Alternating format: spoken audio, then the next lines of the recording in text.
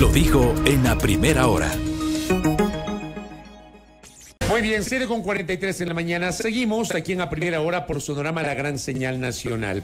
Vamos a dialogar en los siguientes minutos con el doctor Francisco Vergara, a quien lo conocimos en su paso por varias instancias del sector público. Fue, y lo recordábamos antes de comenzar la entrevista, secretario de la Asamblea Constituyente de Montecristi, fue secretario de la Asamblea Nacional, ha estado vinculado al sector eléctrico y también se desempeña como presidente de la Cámara de la Pequeña y Mediana Empresa, la CAPEIPI.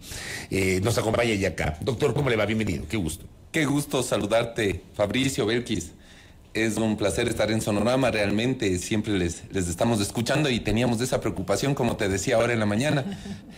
Creí que me confundí del dial al momento que oí la música, y había música, entonces dije, una preocupación, pero después ya vi tu tweet y dije que bueno, no se van a quedar dormidos. Ya estamos. Francisco Vergara integra la lista nacional de asambleístas de la alianza Claro que se puede, que respalda la candidatura presidencial de Yacu Pérez. ¿Por qué aceptó usted ser parte de esa lista? ¿Cuál es el derrotero que busca Francisco Vergara para participar en esta campaña y procurar llegar a la Asamblea Nacional?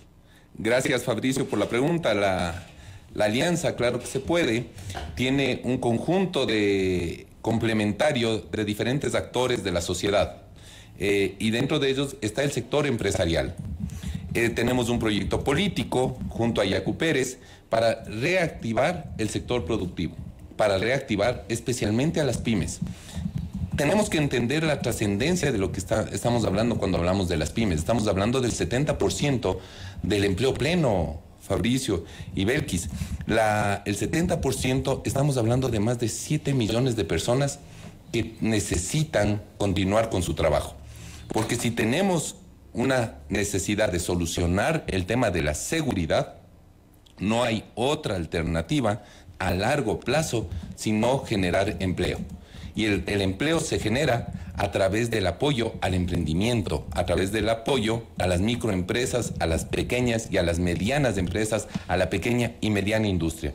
Por eso hemos hecho este gran acuerdo nacional para poder apoyar a Yacu Pérez que lleguen a la presidencia y nosotros a la Asamblea Nacional, en la cual vamos a manejar fundamentalmente 4 ejes, queridos amigos: lo que corresponde a la seguridad, lo que corresponde a un incentivo, a una ley de incentivos para el desarrollo de la producción enfatizado en la pequeña y mediana empresa, tener un acuerdo nacional para salvar a la seguridad social, que está justamente... hay un informe que se lo ha conocido y hay que trabajar. El de la comisión integrada por el presidente de la República. Por supuesto. ¿Ustedes no están de acuerdo con esa propuesta de esa comisión sobre el sistema de pensiones? Sí, pero solo antes de comentarte, y también lo que corresponde a la Asamblea Nacional es los acuerdos y los tratados de libre comercio que les corresponde verificar. En esa línea, hablemos primero de la seguridad. Es importante que la primera actividad que tenemos que hacer, Fabricio, posesionándose el presidente Yacu Pérez en el mes de diciembre, es preparar la proforma presupuestaria para el año 2024. No podemos perder un solo día si el gobierno es de un año, 6 meses. Entonces, o sea, aquí para pese a la transición, no aplica el presupuesto prorrogado. A ver, es que el presupuesto prorrogado, la Constitución te dice que estará en vigencia el presupuesto en el año electoral. El año electoral es este. Ya. Y el próximo habrá que presentar un nuevo presupuesto o con los ajustes que correspondan. Y tiene la obligación la Asamblea Nacional de fiscalizar el presupuesto 2023. No es entendible los niveles de ejecución que han tenido para la Policía Nacional y para las Fuerzas Armadas.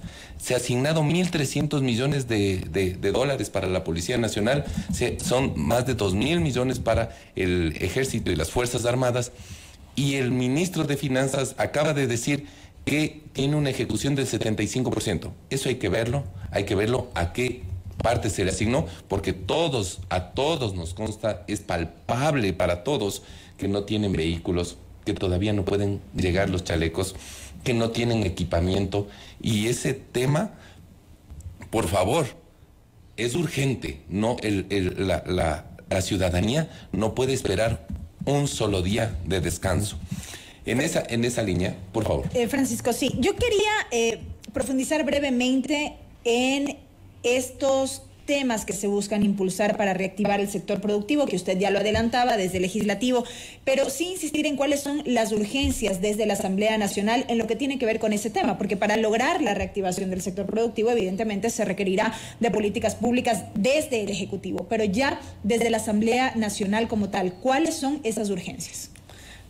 Claro, y realmente todo está ligado al tema de seguridad, Belkis, porque no solo con balas y fusiles podemos dar o combatir la inseguridad y dar la seguridad. Como le dije, lo más importante y el hecho generador de la inseguridad es la pobreza. Y si no reactivamos al sector productivo, la fábrica, el caldo de cultivo adecuado para que nuestros niños, nuestros jóvenes no tengan esperanza y tengan que convertirse y sean atraídos por la delincuencia organizada, va a seguir funcionando. Entonces, con Yacu Pérez se ha determinado generar y proponer a la Asamblea Nacional la ley de incentivo para el desarrollo productivo, que tendrá un énfasis en el desarrollo de las pequeñas y medianas empresas. Pero, ¿qué significa esto?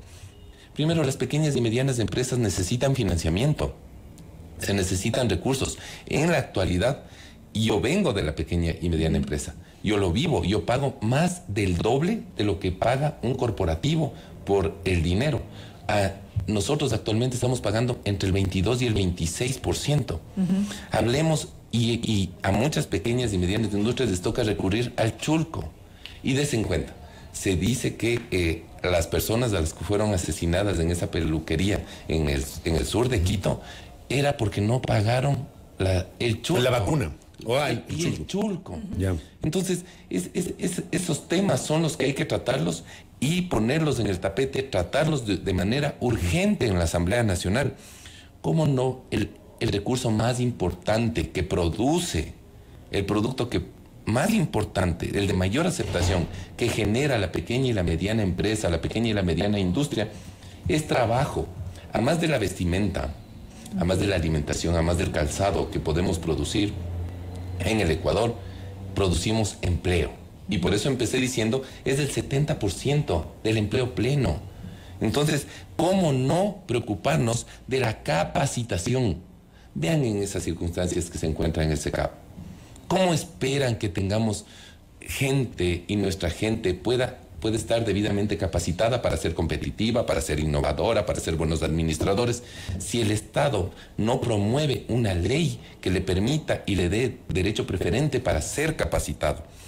Y otra cosa, siempre se pide, y lo que más genera a un negocio problemas, Fabricio y Belkis, es la incertidumbre. Necesitamos certezas, necesitamos seguridad jurídica. No puede ser que las condiciones en las cuales ustedes planificaron un negocio, hicieron todo el estudio de mercado, pensaron en qué es el producto que iban a promover y el día de mañana les generan un nuevo impuesto. Y cuando usted establece y con muchísimo esfuerzo hipoteca su casita y prenda su carro, saque el préstamo, compra un lotecito de terreno para hacer su actividad productiva, y el municipio de Quito le coge y le cambia el uso de suelo y le dice que ya no es industrial, le dice que ya no es terreno productivo, que ahora es residencial y usted no tiene derecho al pataleo. ¿Cómo brindar entonces esa seguridad jurídica? ¿Reglas claras desde un inicio? Por supuesto, no hay otra forma si no es a través de una ley. Entonces tiene que ser una política pública que realmente nos permita estructurar, no una política de gobierno. Tiene que ser una política de Estado. Por eso hablamos de una ley. Porque si no les damos seguridad jurídica, certeza en el futuro, no se le da financiamiento, no se le da capacitación, ¿de qué estamos hablando? Eso va a permitirnos generar empleo, generar trabajo, generar dignidad, porque a un padre de familia que usted le permita tener un trabajo y él pueda alimentar, pueda dar salud a sus hijos, pueda dar educación, tengan la certeza que ese país tendrá futuro. Hola, yo le preguntaba también el tema del sistema de pensiones, que usted lo mencionó justamente en la primera parte de su alocución. Se ha presentado esta propuesta por parte de esta comisión que ha generado una serie de resquemores. Yo le he explicado a la audiencia que cualquier tipo de modificación de ese calibre tiene que pasar necesariamente por una reforma legislativa. ¿Ya? Y esa es una de las grandes deudas que tiene la clase política en los últimos años, yo diría en las últimas décadas. Resulta que tenemos la misma ley de seguridad social desde el año 2001, que fue declarada parcialmente inconstitucional en el 2002 por el Tribunal Constitucional, que fue construida con base en la Constitución del año 98.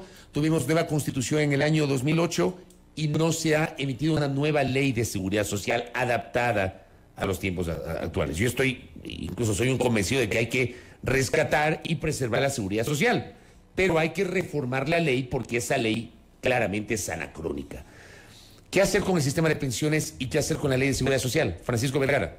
A ver, justamente estamos llamando a un gran acuerdo nacional porque la seguridad social no se vende, la seguridad social no se privatiza, la seguridad social hay que protegerla, no hay que tratar de hacerle parecer como gallina enferma para que busquemos otras soluciones y poder privatizarla. Esa no es nuestra posición, al contrario, nuestra posición es fortalecer al Instituto Ecuatoriano de Seguridad Social. Estamos totalmente claros en las circunstancias que han cambiado la figura demográfica del Ecuador. Cuando se hizo los primeros análisis, Fabricio y Belkis, recuerden que nosotros pensábamos en tener 8 aportantes por cada beneficiario. Es decir, que iba a tener una pirámide, pero era cuando teníamos 6, 8 y hasta 10 hijos. Ahora ya no tenemos eso y en esas circunstancias ha cambiado. Pero tampoco es la solución lo que está proponiendo la comisión, que es aumentar los años de aportación. Tal vez ya no los 5 mejores años para el cálculo de su pensión, sino los 20. Es decir, que cuando usted comenzaba va a tener que calcularlos y tener una pensión que vaya en desmedro de su pensión cuando estén en su vejez. No estamos de acuerdo con esa solución. Lo primero, primero hay que ser responsables de las deudas. Tenemos que ser respetuosos y hay que pagar la deuda que tiene el Estado ecuatoriano con el Instituto Ecuatoriano de Seguridad Social. Transparentar primero. Ya hay y está transparentada 4.500 millones que son la deuda histórica. Lo que está en cuestionamiento es la diferencia, porque son las atenciones que se tiene por salud, por salud y enfermedades catastróficas y que son responsabilidad del Estado ecuatoriano. Pero lo que usted primero va a hacer cuando usted va a conversar con alguien para sostener es pagar. Y lo que va a hacer Yacu Pérez, lo primero que va a hacer es pagar la deuda histórica que tiene la Seguridad Social. Son 4.500 millones. Se le va a dar en dación en pago a la Seguridad Social 3 centrales hidroeléctricas que están todas en la cuenca del Paute, que son Mazar, Molino y Sopladora. Esas 3 están valoradas en 3.500 millones, producen 250 millones de utilidad al año, y el Banco del Pacífico, que está valorado en 980 millones, y llegamos a la cifra y pagamos el 100% de la deuda histórica a la Seguridad Social y le damos flujo, porque le vamos a asignar casi 350 millones de los 100 millones que produce el Banco del Pacífico, más los 250 millones, estamos dándole flujo. ¿Se imagina lo que son 250 millones para la Seguridad Social? Es que produce cada año. Le estamos dando activos productivos. No es que estamos inventándonos del agua tibia, Fabricio. Así funcionan las cajas de seguro. Tampoco es que son papeles improductivos. O sea, es dinero contante y sonante. Por supuesto. Es la única forma que usted le puede dar. Y no estamos afectando el presupuesto general del Estado. Y no estamos afectando porque la utilidad del Banco del Pacífico no está contemplada, porque no lo puede ser por disposición legal, y lo mismo la rentabilidad que tengan estas centrales y tienen estas centrales hidroeléctricas, porque recuerde que estas no están hipotecadas, no tienen deudas y están generando energía. Entonces, somos la única vía que tenemos para fortalecer a la seguridad social. Porque nuestra responsabilidad es que no se vendan ni se privaticen esas hidroeléctricas, que no se privatice el Banco del Pacífico. Al contrario, mejor le entregamos al Instituto Ecuatoriano de Seguridad Social, que sí se lo puede hacer, porque recuerde, de conformidad con la que dispone la Constitución de la República, los recursos de los pensionistas son diferentes al fisco, así sean institución pública. Es la única disposición expresa que existe en la Constitución de que son diferentes al fisco. Entonces el fisco va a coger esos bienes productivos, le va a dar, y es como darles una casa rentera. Cuando mis papacitos, sus padres, pensaban en tener algo para la vejez, siempre pensaban en hacer un local comercial, en hacer un cuartito para arrendar y con eso vivir. Realmente esa figura sigue funcionando, pero lo vamos a hacer en grande. Va a ver cómo va a cambiar la percepción de todos los ecuatorianos para respecto de la seguridad social. El rato que vean que está fortalecido, que está funcionando. Yo coincido en eso, doctor. A ver, usted quiere convertirse en legislador, y a propósito de una pregunta que me envía mi colega y amigo Iván Morales. ¿Cómo hacer para recuperar la credibilidad de la función legislativa? En un momento en el cual esta Asamblea Nacional anterior fue disuelta el 17 de mayo con unas cifras muy bajas de calificación positiva. Las encuestas, las mediciones hablan de un promedio de entre el 5 y 6% de calificación positiva.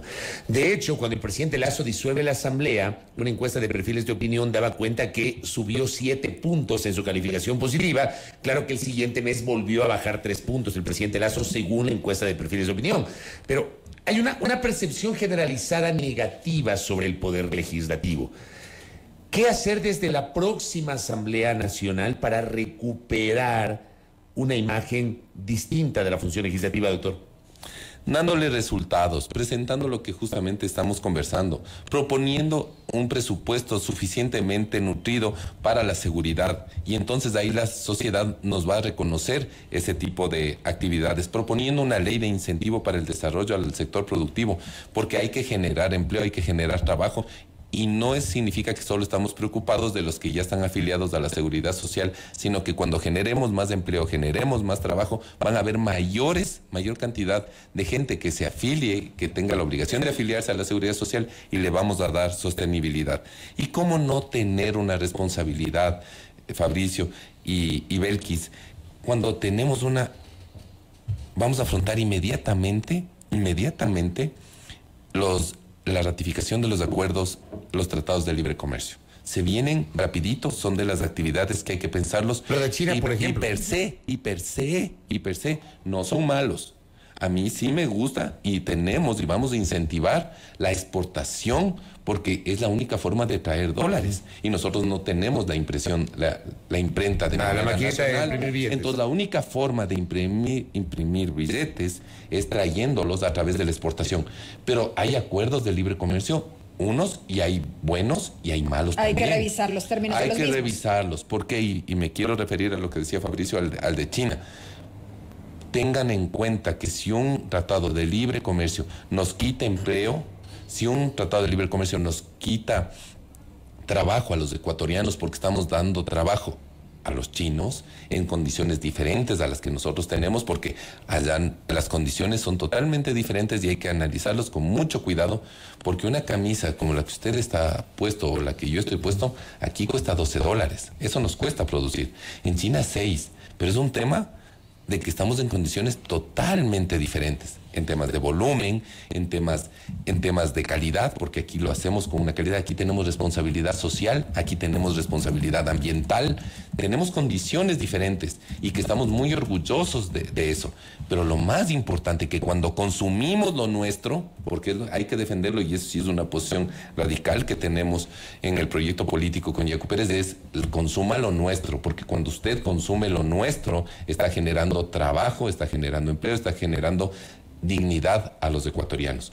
Eso es lo que vamos a hacer en la Asamblea Nacional, y de esa forma esperamos ser reconocidos en un mejor porcentaje de aceptación. Doctor, le agradezco por el tiempo y por la gentileza de haber aceptado esta entrevista. Muy amable. Un abrazo, me sentí muy cómodo. Gracias al doctor Francisco Vergara, candidato a asambleísta nacional por la Alianza Claro que se puede, listas 2, 17, 20, que respalda la candidatura presidencial de Yacu Pérez Guartambel. Primera plana. Todas las noticias, todas las voces.